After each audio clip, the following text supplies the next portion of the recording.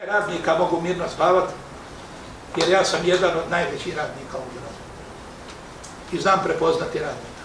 I ne samo radnik, nego i zaštitnik rada i radnika kao radnik. Inače, moj svetac je Sveti Josip Radnik. Zaštitnik znak, on je moj uzor. Znate šta on ima u ruci? Znate šta ima Sveti Josip? Špicu i macu. Čekić i špicu.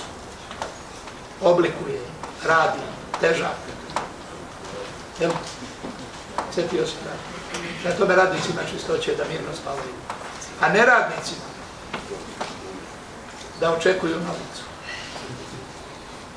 Pa od puklo da puklo, što koštalo da koštalo.